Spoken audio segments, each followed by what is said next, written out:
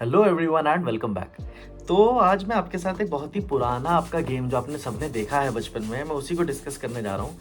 आपने देखा होगा, हम जब भी किसी बलून को ऐसे किसी वुलन क्लॉथ से या अपने हेयर से, इन सब से जब हम उसे रब करते थे किसी भी एक बलून को, तो वो पेपर जैसी चीज़ को या वो वॉल पे स्टिक कर जाता था या फिर वो पेपर्स को क्या करता था, अट्रैक्ट कर लेता था। ये चीज़ हमने बहुत देखी है, तो इसी को ज़रा देखते हैं। A few moments later. तो आप देखते थे वो क्या करता था, अट्रैक्ट करता था चीज़ों को, पेपर्स वगैरह को अट्रैक्ट करता है। देखिए जैसे आपको दिख रहा होगा, ये पेपर इसकी तरफ क्या कर रहा है, अट्रैक्ट कर रहा है। तो क्या है इसके पीछे की साइंस, आज जानते हैं। Hello everyone and welcome back. तो जैसा कि आप सभी ने अभी एक बहुत ही छोटा सा एक्सपेरिमेंट देखा जो कि हम बचपन से करते आ रहे हैं। बचपन में हम इस चीज को मैजिक की तरह लगते थे, जब हम छोटे होते थे हम इस चीज को मैजिक की तरह समझते थे। बट आज हम उस चीज का कंसेप्ट समझने जा रहे हैं कि ऐसा अगर होता भी था तो क्यों होता था और कैसे होता था। तो जैसा कि आप जानते हैं, हमने अपने पिछले लेक्चर में, जस्ट पिछले लेक्चर में, हमने एक छोटी सी चीज पर आके अपने लेक्चर को खत्म करा था, and that was work function. मैंने आपके सामने एक चीज का जिक्र करा था कि व्हाट इज वर्क फंक्शन। हमने ये जाना था कि जब बॉडीज के सरफेस से, एक सरफेस से दूसरे सरफेस पर चार्ज ट्रेवल करता है, तो सॉरी, जब इलेक्ट्रॉन्स ट्रांसफर करते हैं तो बॉडी के सरफेसेस पर चार्जेस अपीयर होते हैं, और जब बॉडी पे चार्ज अपीयर होता है तो बॉडी जो है वो अलग तरीके से बिहेव करने लगती है। फॉर एग्जांपल, वही बॉडी जो अभी तक कोई फोर्स फील नहीं कर रही थी, वही बॉडी अब एक दूसरे चार्ज्ड बॉडी के पास आकर एक फोर्स फील करने लगती है, या तो अट्रैक्शन का या तो रिपल्शन का, जिसे हम कहते हैं इलेक्ट्रोस्टैटिक फोर्स। इलेक्ट्रोस्टैटिक फोर्स जो कि चार्ज के ट्रांसफर की वजह से प्रोड्यूस हुआ है बॉडीज में। तो आज का हमारा कंसेप्ट ये जानना है कि पहली चीज, दो चीजें हम यहां पे सीखेंगे कि पहली चीज किस किस तरीके से हम चार्जेस को ट्रांसफर कर सकते हैं। याद करिए, मैंने आपको पिछले लेक्चर में बस इतनी सी चीज बताई थी कि किसी तरीके से हमने चार्ज को किसी एक बॉडी से दूसरे बॉडी पर ट्रांसफर करा। आज हम देखेंगे कि किस किस तरीके से आप चार्जेस को किसी एक बॉडी से किसी दूसरी बॉडी पर ट्रांसफर कर सकते हैं, पहला टास्क। दूसरा, हम समझेंगे कि कब किस बॉडी पर, हमें कैसे पता चलेगा कि किस बॉडी पर पॉजिटिव चार्ज आएगा, किस बॉडी पर नेगेटिव चार्ज आएगा। ये वाला डाउट भी जो है आज आपका वो क्लियर होगा इस वर्क फंक्शन की थ्योरी से। तो चलिए शुरू करते हैं। तो बेटा, जब हम बात करेंगे वर्क फंक्शन की, आप याद करिए, यहां पर आपको बड़ी एक सिंपल सी चीज से लिखवा रखा है, आप इसे ऐसे समझिए, अभी इसको भूल जाइए।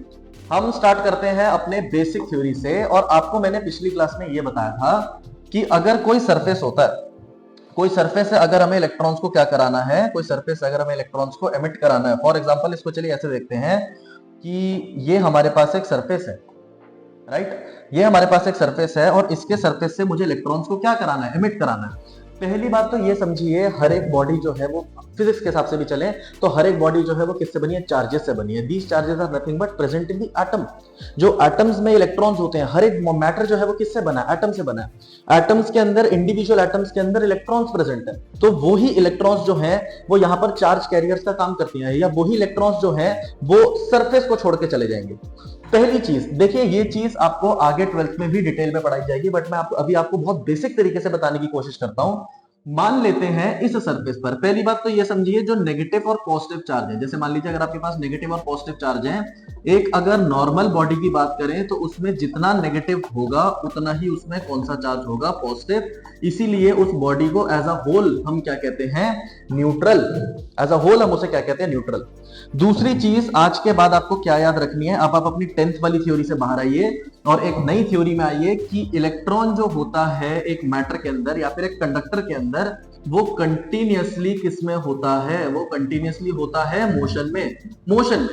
और जब हम मोशन की बात करेंगे तो मेरा कहने का मतलब क्या है कि इलेक्ट्रॉन बहुत हाई स्पीड से मोशन कर रहा है, बट ये मोशन कैसा है, ये मोशन है रैंडम, रैंडम मोशन। कभी इधर जा रहा है, कभी उधर जा रहा है, कहीं भी जा रहा है, कोई स्पेसिफिक डायरेक्शन नहीं है। अब इलेक्ट्रॉन्स जो है वो कैसा मोशन कर रहे हैं, रैंडम मोशन कर रहे हैं। मतलब अभी के लिए मैं आपको सिर्फ इतना बता सकता हूं कि थर्मल एनर्जी की वजह से, जो थर्मल एनर्जी होती है उसकी वजह से इलेक्ट्रॉन्स की काइनेटिक एनर्जी बढ़ जाती है, और इलेक्ट्रॉन्स फ्री टू मूव है तो वो अंदर ही अंदर सरफेस के क्या कर रहे हैं, मूव कर रहे हैं, मोशन।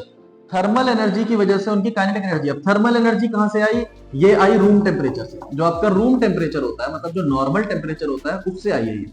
जो रूम टेम्परेचर है वो मेटल्स के लिए बहुत ज्यादा है। आप इसे ऐसे समझिए, वो मेटल्स की थर्मल एनर्जी अच्छी खासी बढ़ा देता है, जिसकी वजह से उनकी काइनेटिक एनर्जी बढ़ जाती है और इलेक्ट्रॉन्स जो है वो रैंडम मोशन करना शुरू कर देते हैं।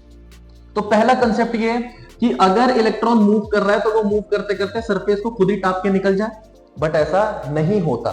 ध्यान से समझिएगा, एक बहुत इंपॉर्टेंट चीज समझा रहा हूं। अगर इलेक्ट्रॉन यहां सरफेस के पास मूव कर रहा है तो वो इस सरफेस को छोड़ के अगर खुद बाहर चला जाए, क्योंकि इलेक्ट्रॉन का मोशन तो रैंडम है, तो बड़ी सीधी सी बात है, अगर मैं आपको एक रूम के अंदर बंद कर दूं और उसका गेट जो है वो मैं ओपन रखा हुआ है मैंने, और मैं आपसे कह रहा हूं आप रैंडम मोशन करिए, आप कहीं को भी जा सकते हैं, तो इतने सारे इलेक्ट्रॉन्स हैं, कुछ इलेक्ट्रॉन्स तो ऐसे होंगे ना जो रूम से बाहर चले जाएंगे, क्योंकि रैंडम मोशन है, आपको डिफाइन नहीं कर रखा random motion.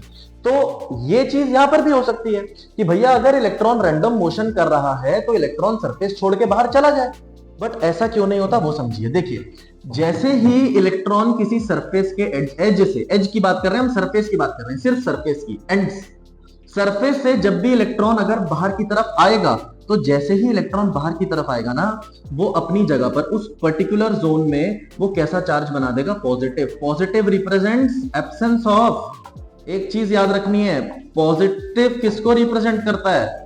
Absence of electron को। तो जैसे ही यहां पर इलेक्ट्रॉन लीव करेगा, इस पर्टिकुलर जोन में कैसा चार्ज बन जाएगा? पॉजिटिव। और वो पॉजिटिव इस इलेक्ट्रॉन को, जब इलेक्ट्रॉन सरफेस को छोड़ के जा रहा होगा, वही पॉजिटिव इस इलेक्ट्रॉन को वापस अपने सरफेस की तरफ क्या कर लेगा? पुल कर लेगा।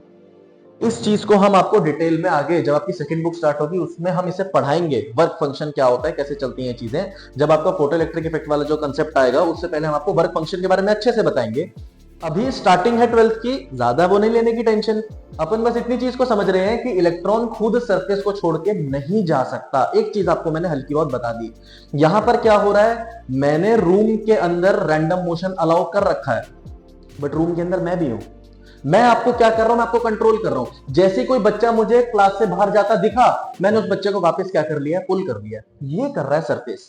सरफेस पर क्या हो रहा है? सरफेस से अगर इलेक्ट्रॉन खुद बाहर जा रहा है अपनी काइनेटिक एनर्जी की वजह से, तो तुरंत वहां पर पॉजिटिव चार्ज बन जा रहा है, वो जोन में पॉजिटिव चार्ज बन जा रहा है, और वो पॉजिटिव उस इलेक्ट्रॉन को वापस अपनी तरफ क्या कर ले रहा है? पुल कर ले रहा है। अब जब वो वापस इलेक्ट्रॉन को पुल कर ले रहा है, तो इलेक्ट्रॉन्स मोशन में तो है, बट वो सरफेस को लीव करके नहीं जा पा रहे। तो इसका मतलब खुद तो ये चीज नहीं हो रही, जो हमने अभी समझा कि इलेक्ट्रॉन एक सरफेस से निकल के दूसरे सरफेस पे चला गया, ये खुद तो नहीं हो रहा।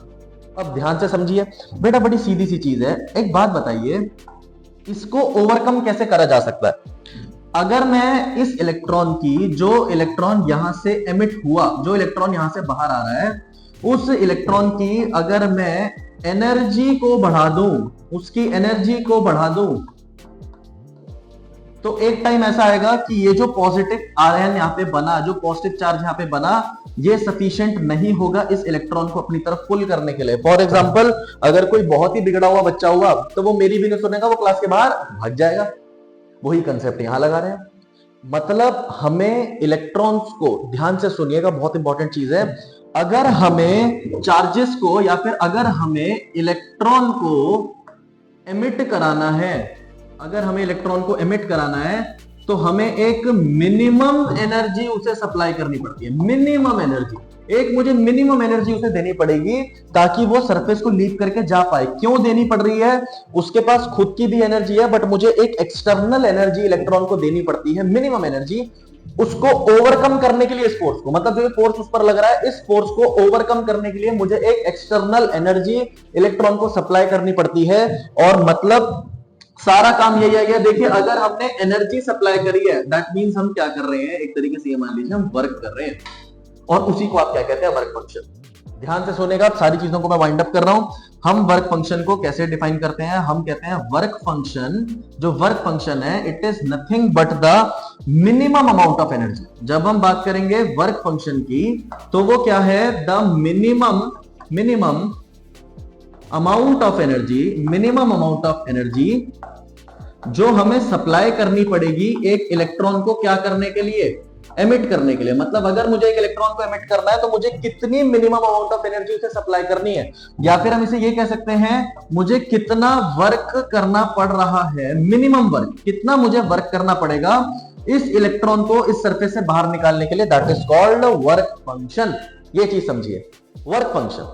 अब हमने समझ लिया, मतलब इतना तो समझ आ गया कि एक सरफेस से अगर इलेक्ट्रॉन को बाहर निकालना है तो वो खुद नहीं होगा, हमें उसे एनर्जी सप्लाई करनी पड़ेगी। अब सारा कंसेप्ट वहीं यहां पर आके अटक गया। जब हम बात करेंगे सारे कंसेप्ट की कि भैया ये चल क्या रहा है, यहां पर क्या हो रहा है, तो उसके हिसाब से अगर मैं चलूंगा तो इसे बड़े ध्यान से समझिएगा। जब हम बात करेंगे मिनिमम अमाउंट ऑफ एनर्जी की, तो उसे आप ऐसे देखिए कि जो भी हम यहाँ पे सप्लाई कर रहे हैं, ध्यान से देखिएगा, मैंने अभी क्या करा, जो बलून था हमने उसे रब करा किससे, एक अपने हेयर से, हमने उसे रब करा हेयर से।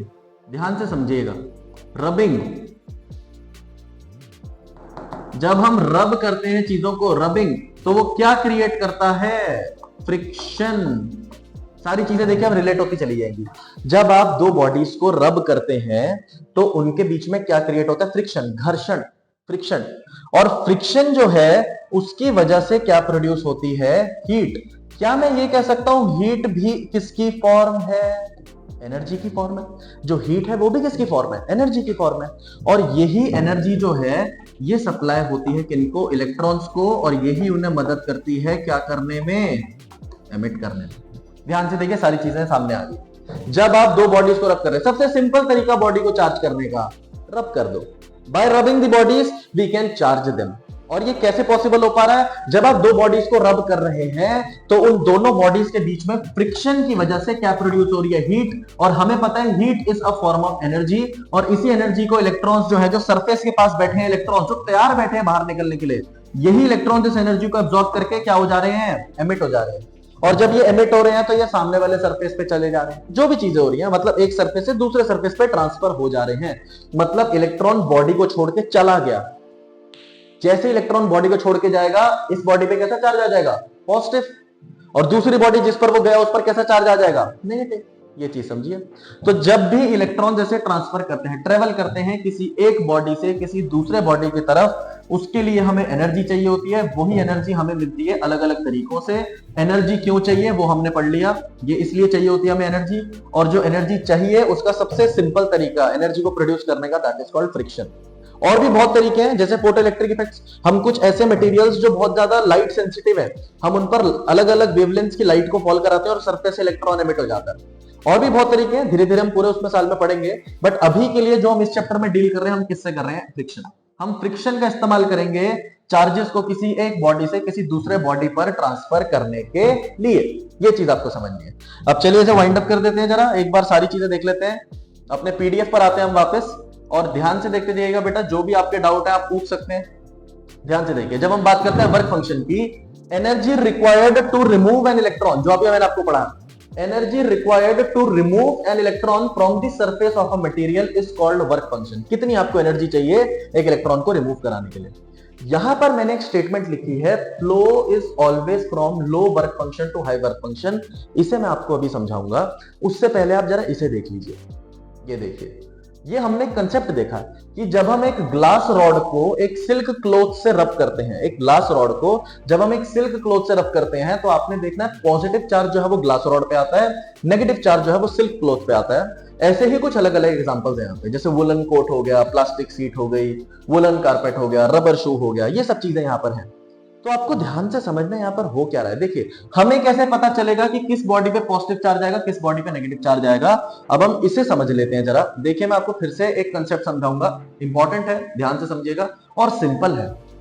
हमने अभी तक जब भी पढ़ा है तो हमने हमेशा एक ही चीज पढ़ी है कि फ्लो जो होता है वो हायर कंसंट्रेशन से लोअर कंसंट्रेशन की तरफ होता है। बट यहां पर हमने क्या देख लिया, हम आपको बोल रहे हैं कि फ्लो जो होगा वो लोअर वर्क फंक्शन से हायर वर्क फंक्शन की तरफ होगा। यहां पे तो सारे कंसेप्ट ही बदल गए।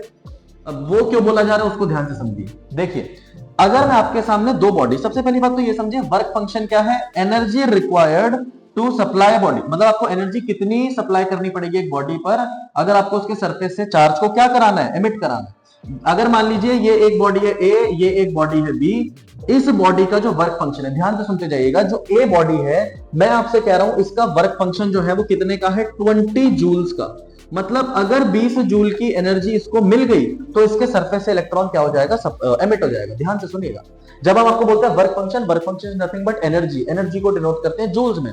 तो अगर मैं आपसे कह रहा हूं इस बॉडी का जो ए है उसका वर्क फंक्शन 20 जूल का है, 20 जूल का मतलब क्या है कि इसको मिनिमम एनर्जी 20 जूल से ऊपर मिलेगी तो बहुत अच्छी बात है, बट मिनिमम कितनी एनर्जी चाहिए, 20 जूल की। तो जैसे ही इसे 20 जूल की एनर्जी मिल जाएगी, ये सरफेस से इलेक्ट्रॉन क्या हो जाएगा, एमिट हो जाएगा। यहीं पर दूसरी बॉडी मान लेते हैं जिसका जो वर्क फंक्शन है, या फिर मान लीजिए इसका वर्क फंक्शन जो है वो कितने का है, 40 जूल का। मतलब मुझे 40 जूल की एनर्जी इस बॉडी को सप्लाई करूंगा, तब जाके इस बॉडी से इलेक्ट्रॉन क्या होगा, एमिट होगा। अब खुद बताइए, देखिए जरा, अगर मैं आपके सामने ये कंसेप्ट रखता हूं और मैं आपसे बोलता हूं कि ठीक है, हमने इन दोनों बॉडीज को आपस में रब करना शुरू करा। ध्यान से सुनिएगा, इन दोनों बॉडीज को आपस में रब करना शुरू करा, जिसकी वजह से फ्रिक्शन प्रोड्यूस हुआ, और फ्रिक्शन की वजह से यहां पर क्या प्रोड्यूस हुआ, हीट। अब हीट की हीट क्या है, एक तरीके से ये मान लीजिए एनर्जी। ये आपको बार बार बता रहे हैं हम, और बार बार यही चीज रिपीट हो रही है। रब करना शुरू करा, फ्रिक्शन की वजह से हीट प्रोड्यूस हुई, हीट एनर्जी है। अब इन दोनों बॉडीज को वो एनर्जी सेम टाइम पे सप्लाई हो रही है।